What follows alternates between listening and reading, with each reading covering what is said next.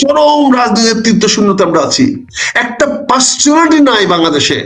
আমরা ভেবেছিলাম ডক্টর ইউনূসের প্রতি যে আস্থা বিশ্বাস ভেবেছিলাম যে একটি লোকের প্রতি সারা বাংলাদেশের মানুষ যেভাবে আস্থা স্থাপন করেছিল, অন্তত পক্ষে ইনি কয়েকটা বছর অত বাংলাদেশের মানুষকে কিছু ডেলিভারি করতে পারবে, কিছু দিতে পারবে। আজকে দুর্ভাগ্য, মনে চান আপনাকে দেখার জন্য যুদ্ধ করে নেই, যুদ্ধ করেছিলাম পাকিস্তান সেনা বাহিনীকে এই দেশ থেকে তাড়ানোর জন্য, আর কোনো কিছু করার জন্য নয়।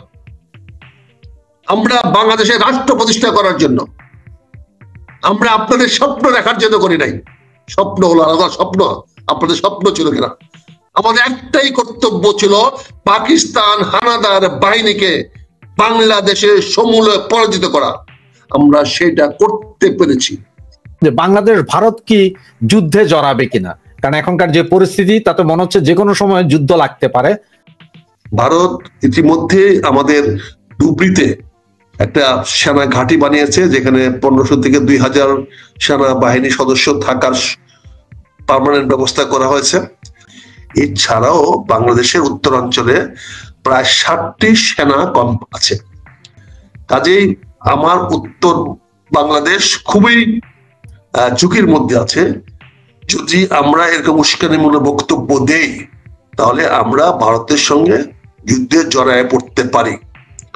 ইতিমধ্যে আমাদের কানে আসছে, খবর আসছে যে ভারতীয় সেনাবাহিনীকে সতর্ক করে দেওয়া হয়েছে এবং তাদেরকে নতুন যে যুদ্ধের যে পরিকল্পনা দেওয়া হয়েছে সেখানে বাংলাদেশকে তাদের শত্রু দেশ হিসেবে চিহ্নিত করতে বলা হয়েছে এবং বাংলাদেশের সীমান্তকেও ওদের বর্ডার লাইন বলতে বলা হয়েছে। কাজেই সেখানে বলা হয়েছে হ্যাঁ, যুদ্ধ শিগগির হতে পারে, প্রস্তুত থাকতে হবে সবাইকে। এটা ভারতে বলা হয়েছে, শুধু শিগগির নয়, বলা হয়েছে 1 বছরের মধ্যে নাকি বাংলাদেশের সঙ্গে ভারতের একটা যুদ্ধ হতে পারে। এই প্রস্তুতি নেওয়ার জন্য ভারতীয় সেনা প্রধান তার সেনাবাহিনীকে সতর্ক করেছেন এবং তারই লক্ষ্য হিসাবে কদিন আগে লেফটেন্যান্ট জেনারেল তেওয়ারি নাকি লেফটেন্যান্ট জেনারেল, উনি পুরো নর্থ বেঙ্গলটাকে সফর করেছেন। আসাম থেকে নিয়ে আমাদের পুরো বর্ডারটাকে একদম শিলিগুড়ি বেলটাকে, শিলিগুড়ি চ্যানেল বা যেটাকে আমরা বলি চিকেন নেক, এই জায়গাগুলোতে মানে খুবই এক্সটেন্সিভ সফর করেছেন এবং প্রস্তুতি নিচ্ছেন এবং সেখানে তাদের সেনা সমাবেশ বৃদ্ধি করেছেন।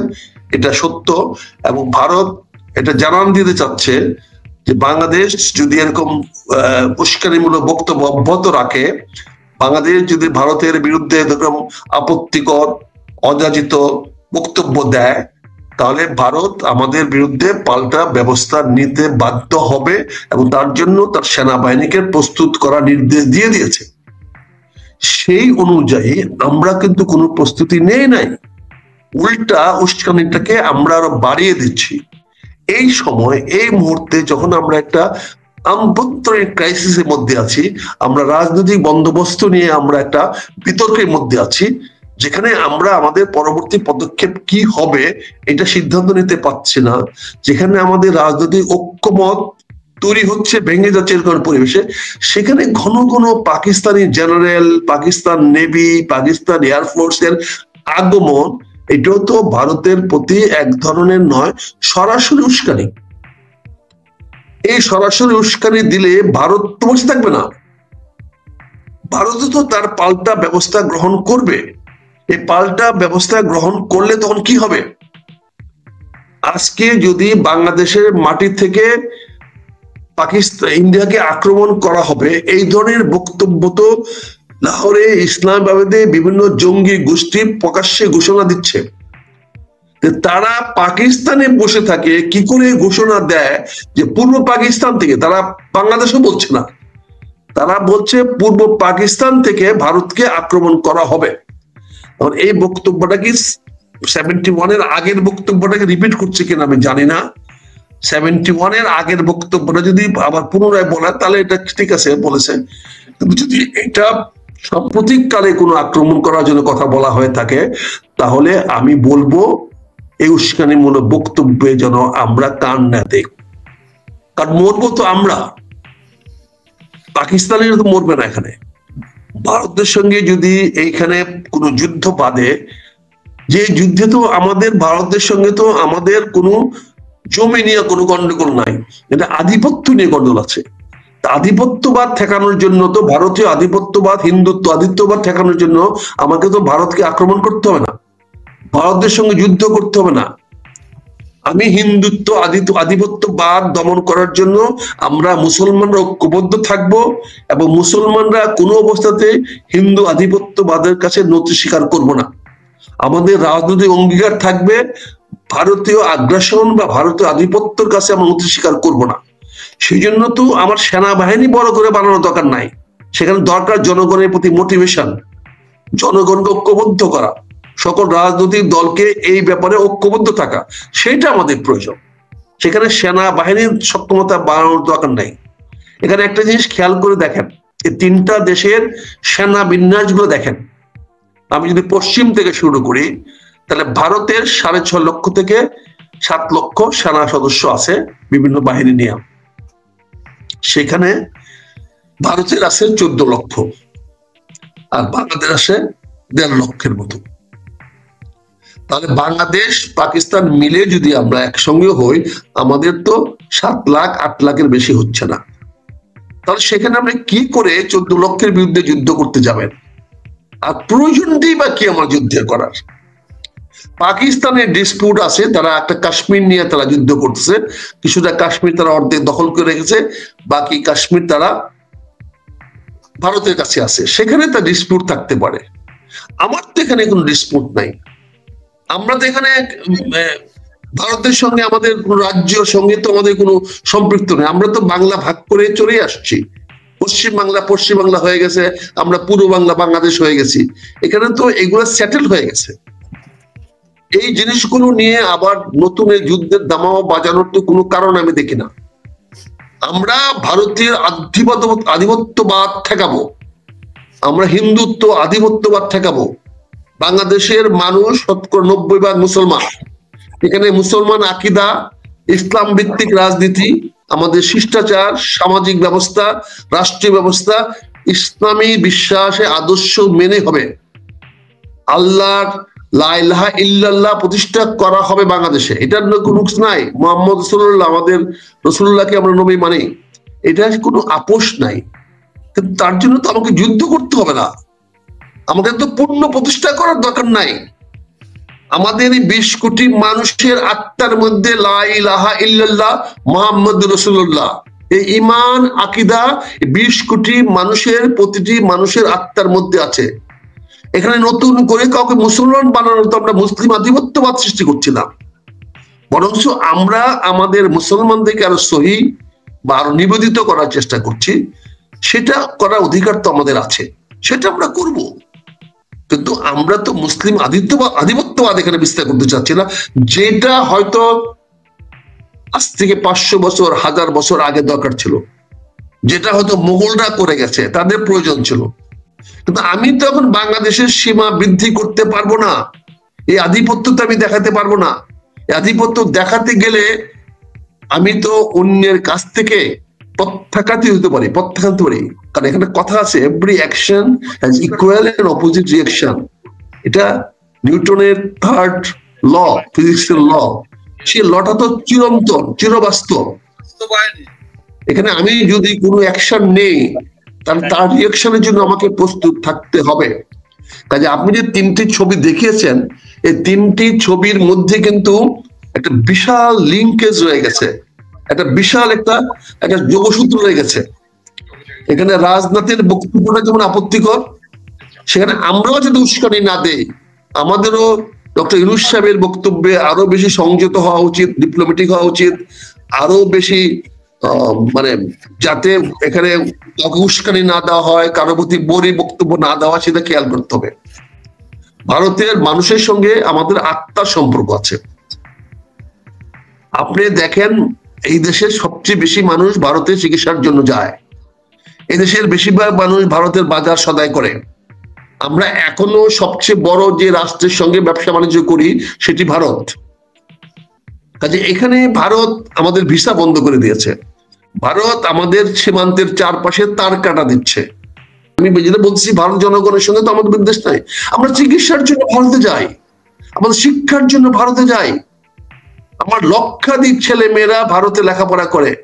কোটি কোটি টাকা আমরা তোমাদের ভারতে পাঠাচ্ছি, চিকিৎসার খরচ পাঠাচ্ছি, বাজার করতে যাচ্ছি, এবং আমাদের ট্রেড ব্যালেন্স নাই। আমাদের বিদেশে আর্ন করা হাজার crore crore dollar, million billion dollar তোমরা ভারতে পাঠাচ্ছি। আমরা তো ভারত দ্বারা আমরা বলছি না, আমরা দুইটা প্রতিবেশী হলে আমাদের একটা বেনিফিট থাকতে হবে, আমরা দুজনই উইন উইন কেন করতে পারবো না? কাজে আমাদের যারা ভারত বিদ্বেষী বানাতে চায় তাদের উদ্দেশ্য পর্যন্ত বানাতে চায়। আমি এখানে আরো কথা বলেছি যে আজকে বাংলাদেশে যারা সমরাস্ত্র বেচা কেনা করে, ওই সমস্ত দালালরা, ব্রোকাররা বাংলাদেশে এসে বাংলাদেশে ভারত জুজুর ভয় দেখাইয়ে আমার দেশে অস্ত্র বিক্রি করার একটা পায়তারা করছে। আমরা পাকিস্তানের ইউজড আর্মস অ্যামুনিশন বাংলাদেশে বিক্রি করার একটা পথ খুঁজতেছে। এখানে যদি টেনশন তৈরি করা হয়, এখানে যদি ভারত বিদ্বেষী একটা পরিবেশ সৃষ্টি করা যায়, তাহলে আমাকে অস্ত্র কিনতে হবে। অস্ত্র কিনতে হলে সস্তা অস্ত্র আমি কোথায় পাবো? পাবো তো একমাত্র পাকিস্তানের কাছে, তুরস্কের কাছে। আমাকে সস্তা অস্ত্র কেউ দিবে না। চীন তো আমাকে সস্তা অস্ত্র দেয় না, আমাকে দাম দিয়ে কিনে আনতে হয়। কাজে এখানে বাংলাদেশে যারা ওই ব্রোকারি করে, যারা অস্ত্র বেচা কেনা করে, ওই লাদেন গোষ্ঠী বাংলাদেশে এখন এসে ভর করেছে, যারা বাংলাদেশটাকে আবারও একটা অস্ত্রের কেনা বেচা করতে চায়। আপনারা দেখেন এখানে পপি সিড আমদানি করা হচ্ছে। পপি সিড আপনি আনেন, বৈধ পথে আনেন, আপনি পাখির খাবারের নাম দেয়া পপি সিড আনলেন। পপি সিডটা কি? এই পপি সিডটা তো আরেকটা নাম আছে যেটা আমরা পাই, পোস্তগোলা, পোস্তদানা। এই পপি সিডের আরেক নাম পোস্তদানা, যেটা আমরা বিরিয়ানিতে লাগে, পোলাও কুরমাতে লাগে। আমরা যখন বিরিয়ানি খাই, পোস্তগুলা খাই। এই এই পপি সিড দিয়ে আমরা শরবত বানাই। আমাদের অতীতে বাংলাদেশের সাহিত্যে দেখবেন লেখা আছে যে আমাদের বয়স্ক লোকেরা ওই পপির বা আফিং এর শরবত বানায় খায়া ঘুমাইতো। এখন যেমন আমরা ট্যাবলেট খায় ঘুমাই, সিডাক্সিন খেয়ে ঘুমাই, আগে এরকম যাদের নিদ্রা হইতো না, ঘুম হইতো না, বয়স্ক লোকেরা তারা আফিং এর শরবত খাইতো। সে আফিং এর শরবত খাইয়া তারা ঘুমাইতো। সে আফিং তৈরি হইতো এই পপি সিড থেকে। সেই পপি সিড অনেক গুড সাইড আছে, পপি সিডের অনেক ভালো দিক আছে, আবার পপি সিডের খারাপ দিক আছে। ওপিয়াম থেকে আজকে চলে গেছে এটাতে আরো বেশি বড় ড্রাগে, আরো বেশি অ্যাডিক্টিভ ড্রাগে। সেই জন্য এইটাকে ব্যান করা হয়েছে। কেন পাকিস্তান থেকে আপনি এই আসলে আপনি যদি আমার বন্ধু দেশি হয়ে থাকেন, আপনি দাবি করছেন মুসলমান ভাই ভাই, তাহলে যে মুসলমানদের গাঁজা খাওয়া, নেশা করা হারাম, সেই মুসলমান দেশে তুমি মুসলমান হয়ে তুমি কি করে তোমার দেশ থেকে এক্সপোর্ট করলা, কি করে তুমি অ্যালাউ করলা এই কি বলে পপি সিড বাংলাদেশে এক্সপোর্ট করার জন্য? আমি পাকিস্তান কর্তৃপক্ষকে প্রশ্ন করতে চাই, আপনারা বাংলাদেশের প্রতি এত দরদ দেখান, এত বন্ধুত্ব দেখান, এত ভাই ভাই দেখান, তাহলে আপনার দেশ থেকে কেন পপি সিড বাংলাদেশে এক্সপোর্ট করলেন? দায় দায়িত্ব কার? পাকিস্তানের শাহবাজ সাহেবের না? উনি ভালো ভালো কথা বলেন। তাদের দেশে গণতন্ত্রের খবর কি? তাদের দেশের সেনা শাসনের খবর কি? তারা ইমরান সাহেবকে আপনি গ্রেফতার করে জেল ফালায় রাখছেন, ওটা ও মুসলমান না? ও ভাই না? ইমরান ভাই না? ইমরানকে জেল রাখছেন কেন? ভাই ভাই মুসলমান, আমার এখানে আসছেন ভাই ভাই মুসলমান দেখাইতে। আপনারা পাকিস্তান আমলে ৭১ সনে আপনারা আপনাদের এই বাংলাদেশ থেকে পাকিস্তান রক্ষা করতে পারেন নাই, আর এখন আপনি রক্ষা করবেন এসে আমাদেরকে? হ্যাঁ, আপনার রক্ষার দরকার নাই, আপনার সাহায্য দরকার নাই। পাকিস্তানের মতো একটা থার্ড গ্রেড রাষ্ট্রের সঙ্গে বন্ধুত্ব করা আমাদের জন্য মানায় না। পাকিস্তান এমন কোন রাষ্ট্র না যে তার সঙ্গে আমার বন্ধুত্ব করতে হবে। এটা তৃতীয় শ্রেণীর রাষ্ট্র, যে রাষ্ট্রে আজ পর্যন্ত কোন সিস্টেম পালন করতে পারে নাই, যেখানে নিয়ম নীতি নাই, কেউ কাউকে মানে না, যেখানে একের পর এক সামরিক শাসন চলতেই আছে। ওরকম একটি দেশের সঙ্গে আমরা বন্ধুত্ব করতে পারি না। আরো অনেক মুসলমান দেশ আছে, অনেক ভালো ভালো মুসলমান দেশ আছে। এর চেয়ে ভালো হবে আফগানরা। আফগানিস্তানের সঙ্গে আমরা বন্ধুত্ব করতে পারবো। আর পাকিস্তান দেখুন তো, আফগান মুসলমান, পাকিস্তান মুসলমান, কিন্তু সীমান্তের লড়াই শুরু হয়েছে কেন? বালুচেরা মুসলমান না, বলুচিস্তানের মানুষকে মারতেছেন কেন? সিন্ধিরা মুসলমান না, তো সিন্ধি থেকে মারতেছেন কেন? ইরান মুসলমান না, ইরানের সঙ্গে আপনাদের কনফ্লিক্ট কেন? আপনি মুসলমান মুসলমান ভাই ভাই দেখাতে আসছেন পাকিস্তান বাংলাদেশে এসে, এখানে একটা জুজুর ভয় দেখায় আমাদের এখানে অস্ত্র বিক্রি করা পায়তারা করতেছেন আপনারা। এটাকে আমি মনে হয় বাংলাদেশের মানুষ, সচেতন মানুষ, তারা জানে, বিবেকের মানুষ, তারা সবাই জানে যে পাকিস্তান ধান্দা করার চেষ্টা করছে। বাঙালিরা একটা ছোট্ট প্রশ্ন আপনার কাছে, ছোট্ট প্রশ্ন, বাংলাদেশের মানুষ সচেতন, বাংলাদেশ মানুষ এটা হতে দিবে না, কাজে যুদ্ধ এখানে হবে না। আপনি বললেন না, আপনি বললেন যে সস্তায় অস্ত্র, পাকিস্তান টার্কি এরা কি অস্ত্র বানায় যে আমাদেরকে সস্তায় অস্ত্র দিবে? আপনি এই জিনিসটা আসলে বুঝি নাই আমি, যে সস্তার অস্ত্র দিবে মানে আসলে অস্ত্র বলতে অস্ত্র তিনটা গ্রেড আছে, first grade, second grade, third grade. যে কোনো অস্ত্র যখন ফ্যাক্টরিতে বাইরে হয় সেটাকে ফার্স্ট গ্রেড অস্ত্র বলা হয়। সেই অস্ত্রটা যখন কোনো একটি রাষ্ট্র ব্যবহার করার পরে 2, 4, 5, 10 বছর পরে নতুন অস্ত্র কিনতে যায়, তখন তার পুরনো অস্ত্রগুলাকে ফেলে দিতে হয়, কিন্তু সেই অস্ত্রগুলো অকেজো হয়ে যায় না। আপনি দেখেন যে কোনো লোকের বাড়িতে একটা পিস্তল বা গান থাকলে এটা বাপ দাদার থেকে চলতে থাকে। দাদা বন্দুক কিনে গেছিল, সেটা তার ছেলে করছে, এখন নাতি করতেছে। তো অস্ত্রগুলো এমন বানানো হয় যেটা যুগে যুগে থাকে। তো যে সমস্ত অস্ত্রগুলা কারখানাতে বানানো হয় সেটাকে ফার্স্ট লাইন অফ আর্মস বলে বা মিশন বলে, সেটা উন্নত দেশগুলো বা বিত্তমান দেশগুলো, ধনী দেশগুলো সেগুলো কিনতে পারে। তারা যখন ক্রয় করতে যায় ফার্স্ট লাইন অস্ত্র, তখন তাদের পোশাক অস্ত্রাগার খালি করতে হয়, কারণ তারা তো আরেকটা অস্ত্রাগার বানাতে পারবে না, আরেকটা সেনাবাহিনী বানাতে পারবে না। একটা সেনাবাহিনীর রাইফেলটা পরিবর্তন করতে হলে নতুন রাইফেলটা পরিবর্তন করলে পুরাতন রাইফেলটাকে সরাই ফেলতে হয়। এটা সেকেন্ড গ্রেড, এটা কম ধনী, কম বিত্তমান ওই সমস্ত দেশে বিক্রি করা হয়। তো তারা যখন সেকেন্ড গ্রেড কিনে, তখন তাদের হাতে যে অস্ত্রগুলো ছিল এটা হয়ে যায় থার্ড গ্রেড। ওইটা কোথায় নিয়ে যাবে? ওইটার জন্য হলো বাংলাদেশ, এটার জন্য হলো শ্রীলঙ্কা, এটার জন্য হলো নেপাল, এটার জন্য হলো এই কি বলে ওই ইথিওপিয়া, এটার জন্য হলো ইয়েমেন, এই সমস্ত দেশে এগুলো বিক্রি করা হয়, যাদেরকে বিভিন্ন ধরনের মারপেচ করে, মারামারি করে, কাটাকাটি করে, মুহূর্ত ফলে আতঙ্ক সৃষ্টি করলে পরে তারা অস্ত্রের জন্য দিক বিদিক যায়, তখন গিয়ে অস্ত্রগুলো কিনে। এই জন্য অস্ত্রগুলোকে সস্তা বলা হয়, কারণ এগুলো ফেলে দেওয়ার আগে আমার দেশে হয়। যেমন আমরা মিগ কিনেছি ফেলে দেওয়ার আগে, মিগ এখন উঠতে পারে না, নিজে উঠতে পারে না, মিগ কিনেছি আমরা কোরিয়ার থেকে ফ্রিগেট এনেছি, সেই ফ্রিগেট চলতে পারে না। কাজে আমরা পুরনো অস্ত্র কিনি, পুরনো জিনিস কিনি, রিকন্ডিশন জিনিস কিনি, অন্যের ফেলে দেওয়া জিনিস কিনি। কাজে স্বাভাবিকভাবে সস্তা, ফার্স্ট লাইনের চেয়ে সস্তা। কাজে বাংলাদেশে যদি একটা যুদ্ধ অবস্থা তৈরি করে দেওয়া যায়, তাহলে আমরা অস্ত্র কেনার জন্য চাপ সৃষ্টি করব। কাজে এখানে অস্ত্রের যে দালালরা, তারা এখানে বাজারে এসে এই কাজগুলা করতেছে। অস্ত্রের তো কোনো অ্যাডভার্টাইজ হয় না, টিভি শো হয় না, ওখানে মিডিয়া শো হয় না, কিন্তু তারা মিডিয়াকে ভাড়া করে ওই সন্ত্রাসের খবরগুলো দেওয়ার জন্য, বর্ডার কনফ্লিক্টের ছবি দেওয়ার জন্য। বর্ডার কনফ্লিক্টের ছবিগুলো ছাপাইলে, টেলিভিশনে দেখাইলে, আপনাদের টক শোতে আনলে অস্ত্র কেনার একটা কজ অফ অ্যাকশন তৈরি হয়। ওই কজ অফ অ্যাকশনের মাধ্যমে তখন নিউজশিট তৈরি করতে পারে আমাদের এই আমলারা, যে হ্যাঁ ভারতের সঙ্গে এই হচ্ছে, অত এর প্রতিকার হলো আমাদেরকে আরো অস্ত্র কিনতে হবে। এই নোটশিট তৈরি করা ইনিশিয়েটিভ তৈরি হয়, এটা পরে ক্যাবিনেটে যায়, টাকা পয়সা আসে, বাজেট আসে, কিনে। কিন্তু এই জন্য একটা ওয়ারের পিকচার তৈরি করতে হয়, একটা কনফ্লিক্টিং নিউজ দিতে হয়, সেই নিউজগুলো মিডিয়ার মাধ্যম হয়। সেটা আবার রাজনীতিবিদরা, আমাদের মতো রাজনীতিবিদ পিক আপ করে আমরা অ্যানিং করবো, রাজনাথের মতো বলবো, হুঁশিয়ারি করবো। রাজনাথ তো একটা মাফিয়া, ও তো ওই দেশের জন্য জনসাধারণের প্রিয় নেতা তো না। তারাও তো যুদ্ধ বাজাইয়া দিয়া অস্ত্র কিনতে চায়, তারাও তো মার্কিন যুক্তরাষ্ট্রের সঙ্গে অস্ত্র কেনার জন্য তারা একটি ডিফেন্স ফ্রেম চুক্তি করেছে।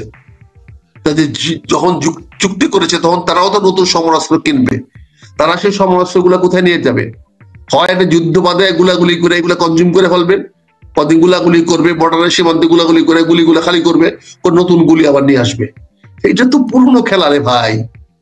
এখন তো কেউ কারো রাজ্য দখল করার সময় দিন চলে গেছে। একমাত্র রাশিয়ায় শুরু করেছে রাজ্য দখল করার রাজনীতি, এখন তো রাজ্য দখল না, এখন যুদ্ধ খেলা বন্ধ করে অস্ত্র কোম্পানিগুলোকে তাদের অস্ত্র কোম্পানি চালু রাখার জন্য ব্যবস্থা করার নামই হলো বর্তমানে বর্ডার কনফ্লিক্ট। বর্ডার কনফ্লিক্ট গুলো হয় 2 দিন 3 দিন 5 দিন ব্যাপী যুদ্ধ করা হয় পুরনো অস্ত্রগুলাকে ব্যয় করে দিয়ে নতুন অস্ত্র কেনার জন্য। এখানে কেউ কারো দখল করার জন্য হয় না। বর্ডার কনফ্লিক্ট যেহেতু রাজনাথ সিং এর কথাটাই উঠলো, এটা হচ্ছে যে গত বছর এই আগস্টের 7 তারিখে আমাদের প্রধান উপদেষ্টা উনি প্রথমে এখানে এপিতে একটা দিছিলেন, স্পিচ দিছিলেন। ওখানে উনি বলছিলেন যে এই 7 সিস্টার অক্ষত থাকবে না উনি। এরপরে বাংলাদেশে আসার পরে এগুলো নিয়ে কথা চলছে, ভারত কিন্তু তখনও কিছু বলে নাই। আপনার 1 মাস আগে আমাদের পুলিশ প্রধান উনি বলছেন ভারত যদি যুদ্ধ করতে চায় আমরা প্রস্তুত। এরপরে একজন নেতা তো আমেরিকাতে 50 লাখ আমাদের আছে, লোক আছে গেরিলা, আমরা গাজবাতুল হিন্দ করব। এরপরেই কিন্তু রাজনাথ সিং তারা এইভাবে আস্তে আস্তে বলা শুরু করলেন। আসলে এই যে এই ঝামেলাটার উৎপত্তিটা কারা করলো মূলত আপনার কি মনে হয়? না, উৎপত্তিটা তো আমি প্রথমেই বলেছি যে আমরা উস্কানিমূলক বক্তব্য আমরা শুরু করেছি, কিন্তু তারপরেও আমি মনে করি রাজনাথ সিং এর ভাষাটা ঠিক হয় নাই। উনি একজন ওইভাবে জবাবটা ওনার দেশের লোকদেরকে সস্তা, এটা তো উনি চেষ্টা করেছে পশ্চিম বাংলার লোকদের খুশি করার জন্য। যুদ্ধটা যদি হয়, গন্ডগোলটা হয়, মারামারি কাটাকাটি হয়, তাহলে তো হবে পশ্চিমবঙ্গের মানুষের সঙ্গে আমাদের গন্ডগোল হবে, মারামারি কাটাকাটি হবে। কাজে পশ্চিমবঙ্গের লোকদেরকে সন্তুষ্ট করার জন্য কথাটা বলেছে, সেই জন্য রাজনাথ সিং এর কথাটা বলা ঠিক হয় নাই। আমি ফিরোজ শাহ বাংলাদেশে জন্মগ্রহণ করে নাই, কিন্তু তারা এদেশে রাজত্ব করে গেছে, এদেশে আইসা দখল করে রাজত্ব করে গেছে, আমাদের মাথায় কাঁঠাল ভেঙে তারা কাঁঠাল খেয়ে গেছে। আমরা নিজেরা দরিদ্র থেকে দরিদ্র হয়েছি। যে সোনার বাংলা ছিল, যখন আমাদের মেয়েরা রেশমি কাপড় পরতো তখন আরবিরা গায়ে একটা কাপড় লটকায় পড়তো, তারা জামা বানাইতে পারতো না। অনেক ইউরোপিয়ান দেশের কাপড় ছিল না যখন আমরা ভাতে মাছে বাঙালি ছিলাম, তখন অনেক দেশে খাদ্য ছিল না, রুটিও খাইতে পারতো না। আর সেই বাংলাকে শ্মশান বানাইছি আমরা, এইগুলো করি তো। এই ইখতিয়ারউদ্দিন বখতিয়ার খিলজিরা, ফিরোজ শাহরা, মুঘলরা আইসা আমাদের বাংলাদেশকে নিঃস্ব করেছি, বাংলাদেশকে আজকে অন্যের মুখাপেক্ষি করেছি। আজকে আমাদের তো প্রতিটা পদক্ষেপে আমাদের আত্মঘাতী। আমরা নিজেদের করে চিন্তা করতে পারি না, নিজেদের করে ভাবতে পারি না, আমাদেরকে অন্যে ভাবায় দেয়। আপনি ফ্রান্সে বসে বাংলাদেশ নিয়ে ভাবেন, কিন্তু আমাদের বাংলাদেশের মিডিয়াগুলো কিন্তু ভাবে না, আমাদের বাংলাদেশের মিডিয়াগুলো কিন্তু এই কথাগুলো প্রচার করে না। বাংলাদেশের বড় বড় জাতীয় সাংবাদিকরা কিন্তু এইগুলা প্রচার করার মতো সাহস নাই। তারা এখানে এক ধরনের ধান্দাবাজি করে, তারা এখানে পয়সা কামানোর মিডিয়া চালায়। এখানে কিন্তু আজকে আপনি ফ্রান্সে বসে আপনি আমার কথা নিচ্ছেন, আমি কিন্তু বাংলাদেশের সম্পূর্ণ ঝুঁকি নিয়ে আমি কথা বলছি, কিন্তু আপনি ঝুঁকি মুক্ত। কিন্তু আমার দেশে মিডিয়া যারা আছে, আমরা কথা বলবো ঝুঁকি নিয়ে, কিন্তু আমাদের সে কথাগুলা প্রচারণা করার সুযোগ আমাদের নাই। সেখানেও তারা আমাদেরকে নেবে না। চামচাগিরি করলে, আজকে চাটুকারিতা করলে দেখবেন আমাদের এখানে আমাদের মিডিয়াতে সবার আগে নিয়ে যাবে। কাজে এখানে আমি বলতে চাই যে কথাটা, সেটা হচ্ছে আমাদের বড় ক্রাইসিস লিডারশিপের, নেতৃত্বের। এই নেতৃত্বের কারণে আমরা এই ধরনের কি বলে কথা বলতে পারি, আমরা এই ধরনের আস্ফালন করতে পারি, এই জন্য দায়িত্ব জ্ঞানী বলতে পারি। লিডারশিপ যদি আমাদের মধ্যে থাকতো তাহলে আমরা এই ধরনের কথা বলতে পারতাম না। আপনি একজন বীর মুক্তিযোদ্ধা, স্যালুট আপনাকে। আমরা গত 54 বছরও ভারতের সাথে অনেক, আপনার বিএনপি ছিল, আওয়ামী লীগ ছিল, এরশাদ ছিল, জাতীয় পার্টি ছিল, অনেকেই ছিল। এই পরিস্থিতি কিন্তু কখনো হয় নাই। হঠাৎ করে এই পরিস্থিতি গত 14 মাসে এত কি আমাদের হয়ে গেল যে আমরা কি শক্তিশালী হলাম? 7 সিস্টারকে আমরা আসলে নিয়ে নিতে পারবো মনে করে আমার দেশে? আপনি একটা সিম্পল জিনিস বুঝেন না কেন? বাইডেন প্রশাসন বাংলাদেশে একটা বিপ্লব করার জন্য, সরকার রিজিম চেঞ্জ করার জন্য তারা $29 মিলিয়ন ইনভেস্ট করেছে। $29 মিলিয়ন তারা ইনভেস্ট যখন করেছে, তাহলে এই টাকাটা তারা নিতে হবে না বাংলাদেশ থেকে? $29 মিলিয়ন মানে হলো প্রায় ধরেন কত, 100 টাকা করে হলো মানে 290 কোটি ডলার। সেখানে তারা তো এই ডিলটা তো নিতে হবে, এখানে অস্ত্রের একটা বাজার তৈরি করতে হবে, তাহলে তো এখানে অস্ত্র বিক্রি করতে পারবে, সে টাকাটা নিয়ে যাবে। আপনি দেখেন না, এখানে বলা হচ্ছে তারা $1 বিলিয়ন সয়াবিন তেল তারা আমেরিকানরা বাংলাদেশকে বিক্রি করবে। $1 বিলিয়ন মানে হইল 1,25,000 কোটি টাকা, যেখানে বাংলাদেশের বাৎসরিক বাজেট হলো 5 লক্ষ কোটি টাকা। সেখানে আমরা শুধু সয়াবিন তেল কিনতেছি 1,25,000 কোটি টাকার সয়াবিন আমেরিকা থেকে, অথচ আমাদের আশেপাশে আরো কম দামে আমরা সেই টাকাটা কিনতে পারতাম। অর্থাৎ $1 বিলিয়ন মানে 1,000 মিলিয়ন আমাকে দিয়েছে 29 মিলিয়ন। $1,000 মিলিয়ন 10% যদি হয় তাহলে তো 100 মিলিয়ন হয়। 100 মিলিয়ন টাকা তো সে নিয়ে গেল গা এই এক সয়াবিন তেল বিক্রি করে। এই সয়াবিন তেল বিক্রি করে তো $29 মিলিয়ন দিয়েছিল রিজিয়ম চেঞ্জের জন্য, আর এই সয়াবিন তেল বিক্রি করে আমাদের কাছ থেকে নিয়ে গেল গা $100 মিলিয়ন বর্ধিত লাভ। কারণ প্রায় 30% বেশি দাম দিয়া তেল এই সরিষাগুলা এই সয়াবিন গুলো আমরা কিনতেছি। কিন্তু এটা তো আমরা আমাদের জনগণকে বুঝাতে পারতেছি না, কারণ জনগণের তো আমাদের লেভেল অফ এডুকেশন, শিক্ষার অবস্থানটা, গ্রহণযোগ্য অবস্থানটা তো এত মানে অ্যাডাপ্টেবিলিটি তো আমাদের কম, আমরা পারতেছি না, যার ফলে আমাদের মাথায় কাঁঠাল ভেঙে খাওয়া সহজ হচ্ছে। এরকম যদি একটা দুইটা অস্ত্রের ডিল হতে পারে, যদি এরকম $1-2 বিলিয়ন অস্ত্র বিক্রি করা যদি বাংলাদেশে ডিল হতে পারে তাহলে তো সোনায় সুহাগা। কাজে সকল এই বাজারে এখন এই অস্ত্রের দালালরা করার চেষ্টা করছে। কাজে আমি আপনাকে বলছি, দায়িত্ব জ্ঞানী নেতৃত্ব সবসময় জাতির জন্য সর্বনাশ বয়ে আনে। আজকে আমাদের এই দায়িত্ব জ্ঞানী নেতাদের সম্ভার হয়েছে, সমাবেশ হয়েছে। বাংলাদেশে এখন A to Z যতগুলো নেতা প্রতিদিন লাফাচ্ছে, চিৎকার করছে, রাজনৈতিক কর্মকাণ্ড দেখাচ্ছে, এগুলা সবগুলা হলো ওই পর্যায়ের। এগুলো নিয়ে তো লাভ নাই। কিন্তু আমরা দুজন ঝগড়া করছি, দুই ভাই, একজনকে মেরে ফেলতে চাচ্ছি, তাহলে দারোয়ান এসে তো আমার এক ভাইয়ের পক্ষ নেবে না, সে তো দুই ভাইকে সরাইয়া দিবে। তাহলে ওই মুহূর্তে মনে হচ্ছে সেই কর্তা, সেই কর্তৃত্ব। আমাদের দেশে যতবার রাজনৈতিক ক্রাইসিস গুলা হয়েছে, যতবার আমরা রাজনৈতিক পরিস্থিতি সৃষ্টি করেছি যেখানে আমরা নেতার একজন মানি না, নাহলে আমাদের মতো ওই চরিত্রহীন রাজনীতিবিদরা, এই ফটকা রাজনীতিবিদরা আজকে বাংলাদেশটা কবেই আমরা তছনছ করে দিতাম। আমরা আমাদের প্রাথমিক শিক্ষায় আমাদের ছেলে মেয়েদেরকে সঠিক শিক্ষা দিই না। আজকে এটাই আমাদের দুর্ভাগ্য। আজকে যাই হোক, বাংলাদেশ স্বাধীন সার্বভৌম দেশ, স্বাধীন সার্বভৌম থাকবে, এদেশের 20 কোটি মানুষ এদেশের স্বাধীনতা সংরক্ষা করবে। কিন্তু দেশটাকে কিভাবে গড়তে চান এটা সিদ্ধান্ত এদেশের জনগণকে নিতে হবে এবং জনগণের নেতাদেরকে নিতে হবে। যতক্ষণ পর্যন্ত জনবান্ধব, জনগণের বান্ধব সরকার তৈরি না হবে ততক্ষণ পর্যন্ত এটা সম্ভব হবে না। পুলিশ দিয়ে রাষ্ট্র শাসন করা যায় না। যখনই খারাপ শাসক আসে তখনই পুলিশ লাগে, ভালো শাসক থাকলে পুলিশ লাগে না। আমেরিকার অনেক পরিস্থিতি আসছে গেছে, পুলিশ দিয়ে বেতন চার্জ করতে হয় নাই, কিন্তু আজকে ট্রাম্পের মতো লোক আছে বলে বেতন চার্জ করতে হয়। ট্রাম্প তো ভালো মানুষ না, আমেরিকার ভালো প্রেসিডেন্ট না। হয়তো ট্রাম্প ক্ষমতাশালী, শক্তিশালী হতে পারে, সেখানে লাগে মানে পুলিশের চার্জ করতে না, ওর সিস্টেম বিল্ড আপ করতে হয়। সিস্টেমই বলে দিবে।